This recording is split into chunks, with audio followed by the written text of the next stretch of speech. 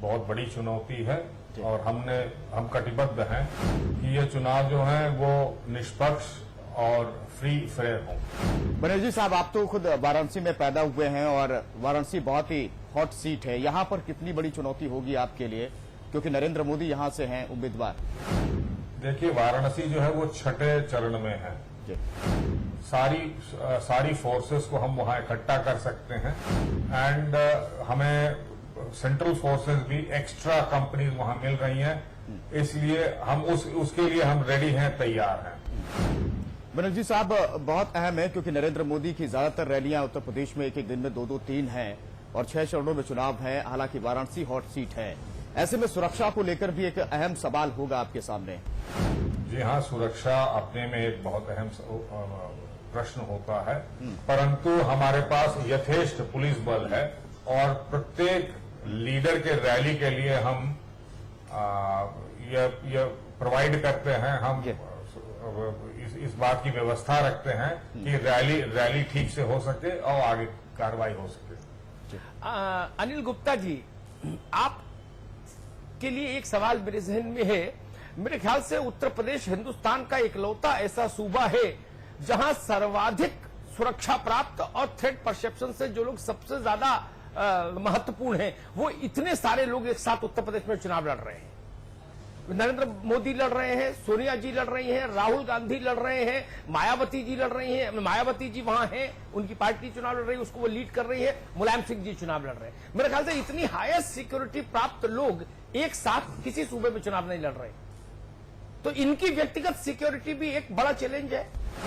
जी हाँ, देखिए, ऐसा है कि चुनाव में जो चुनाव की प्रक्रिया है वो शांतिपूर्वक रहे, सुरक्षा के साथ चुनाव हो, ये एक हमारे लिए चुनौती तो है ही, लेकिन ये हमारा एक परम कर्तव्य भी है। और दूसरा, जो चुनाव के प्रत्याशी हैं, चाहे वो उनको सुरक्षा की थ्रेट हो या ना हो, उन सभी को सुरक्षा प्रदान करना भी हम लोगों का कर्तव्य है। और उत्तर प्रदेश एक, जैसा आपने स्वयं कहा, एक बैटल ग्राउंड है जहां पर बड़े बड़े प्रत्याशी जो इस समय चुनाव में यहाँ पर उनकी आगमन रहेगा, चुनाव में प्रत्याशी भी हैं और वैसे भी वो इस प्रदेश के भ्रमण पर रहेंगे चुनावी दृष्टिकोण से, तो उनकी सुरक्षा को लेके भी राज्य सरकार और पुलिस सभी सजग हैं और हम लोग उसको सुरक्षा प्रदान कर रहे हैं और करते रहेंगे। गुप्ता जी, आपको नहीं लगता कि सामान्य दिनों में सुरक्षा प्रदान करना एक बिल्कुल अलहदा किस्म का मैकेनिज्म है और चुनाव में सुरक्षा के जितने वो हैं आदर्श स्थितियां हैं वो नहीं रहती? चुनाव में नेता भीड़ के बीच में होता है, तो शायद सिक्योरिटी के लिए ज्यादा मुश्किल काम होता है। जी हाँ, ऐसा है कि देखिए, चुनाव में जो हमारी फोर्स होती है वो उसके कई दायित्व होते हैं जिसमें वो फोर्स बढ़ती है और हम लोग को केंद्र से भी इसमें पर्याप्त सहयोग मिलता है।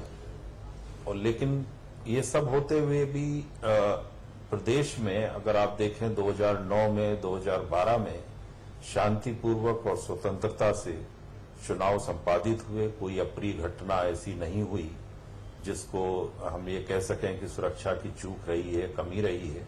और मैं आशा करता हूं कि 2014 में भी, क्योंकि हमारी जो ड्रिल है और जो निर्वाचन आयोग द्वारा जो अभी कदम उठाए गए हैं, राज्य सरकार ने जो कदम उठाए हैं, उसको देखते हुए हम लोग सभी प्रत्याशियों को, सामान्य जन को और पूरे जो निर्वाचन की प्रक्रिया उसको सुरक्षित रखने के लिए और शांतिपूर्वक निर्वाचन संपन्न हो सके, उसको करने के लिए हम लोग इस बार भी सफल होंगे, ये ऐसा मेरी आशा है। नहीं, ऐसी इसी कामना पूरा प्रदेश, पूरा देश करता है। बनर्जी साहब, एक सवाल आपसे पूछना चाहूंगा।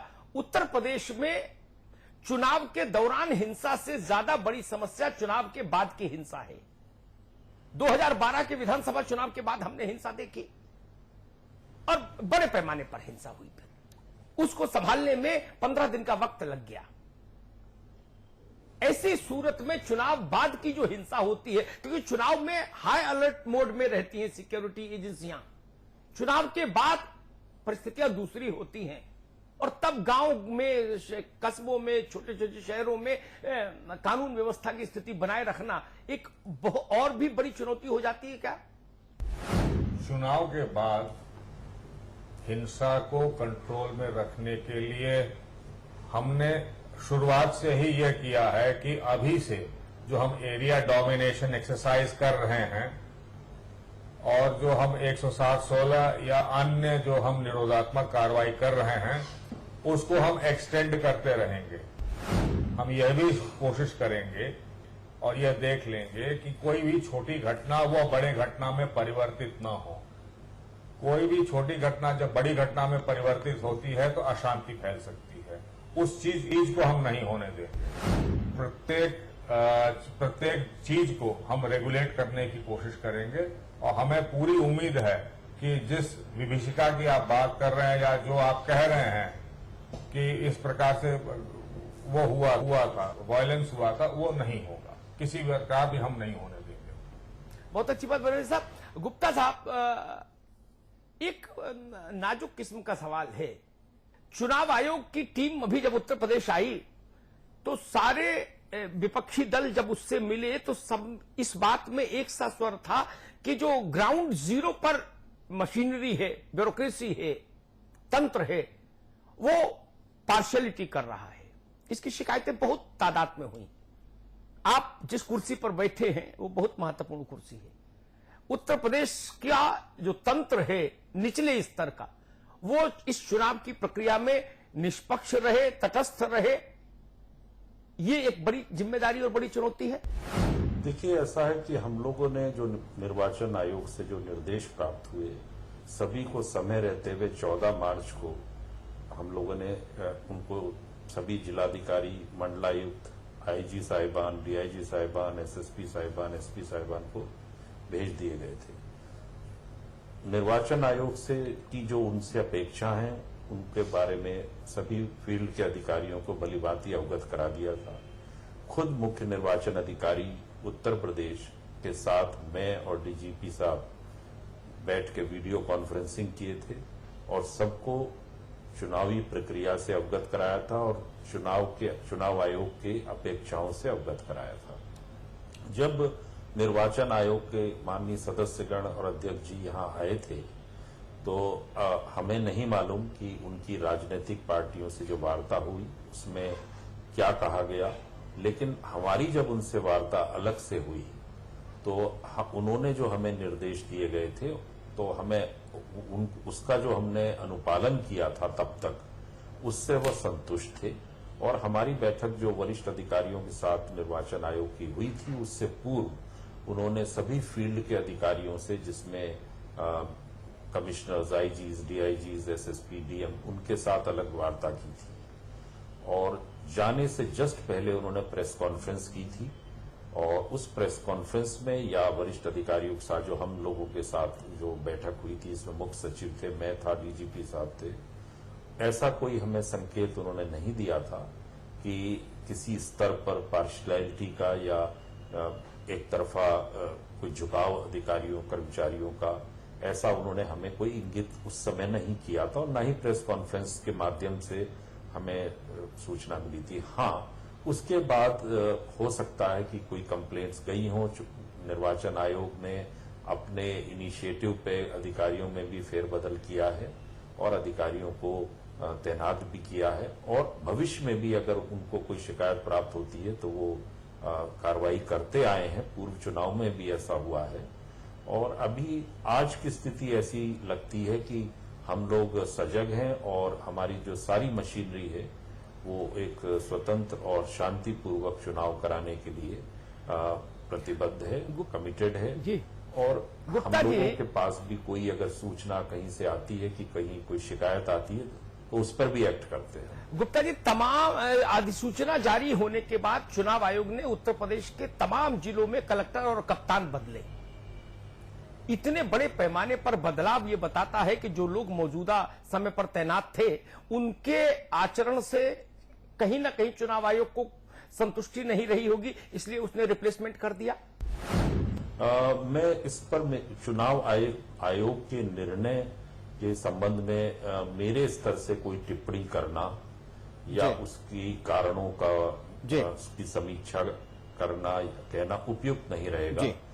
चुनाव आयोग सर्वोपरि है और जी, एक गुप्ता साहब, एक अहम सवाल है, क्योंकि बहुत बड़ी चुनौती है आपके लिए कि ज्यादा से ज्यादा मतदाता हैं वो पोलिंग बूथ तक पहुंच सकें। और पिछला जो विधानसभा चुनाव था उसमें कई ऐसी घटनाएं आई थी जिनमें गरीब और दलित तबके के लोगों को पोलिंग बूथ तक नहीं पहुंचने दिया गया था। जाहिर तौर पर यह कोशिश होगी कि ज्यादा से ज्यादा लोग पहुंचे और वो असामाजिक तत्व जो नहीं पहुंचने देते हैं, हर जगह से खबरें मिली थी, इन्हें किस तरह से रोका जाएगा और किस तरह की रणनीति है? देखिए, चुनाव आयोग चाहता है और पिछले चुनाव में भी हमने ये देखा था कि मतदाता में जागरूकता पैदा हो। जी।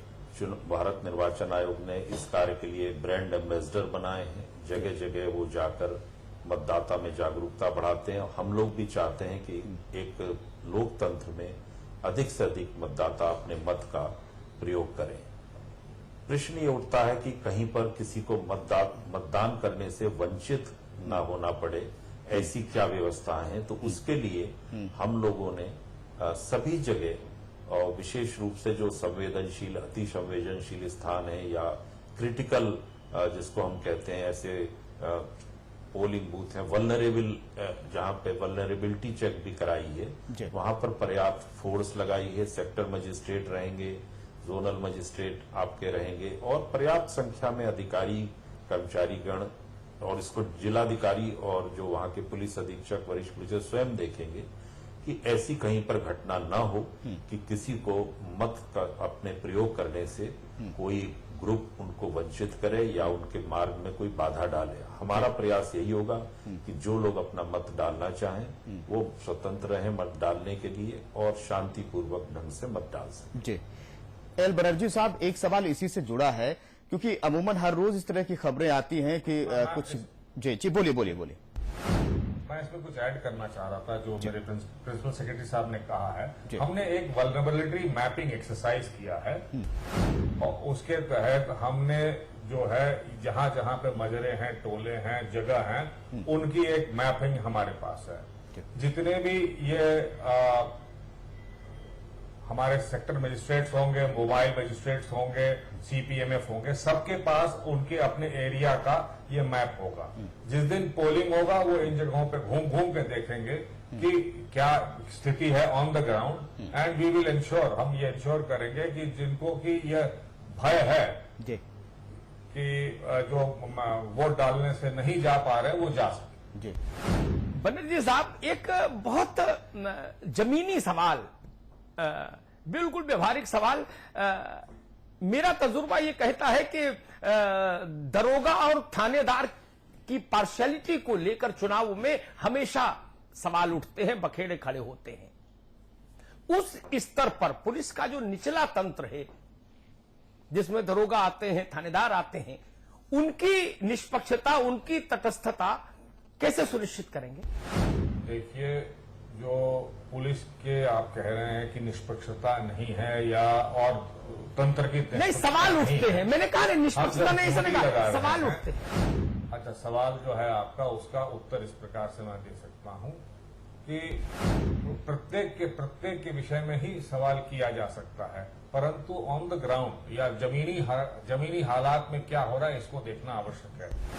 जब मान लीजिए जिस दिन पोलिंग होगी या उससे पहले ऑलरेडी 30-40% फोर्स वहां से मूव कर जाती है और वो विभिन्न जगहों पे तैनात होती है, जिनको कुछ मालूम ही नहीं है उस जगह पे वो क्या पार्शियलिटी कर ले।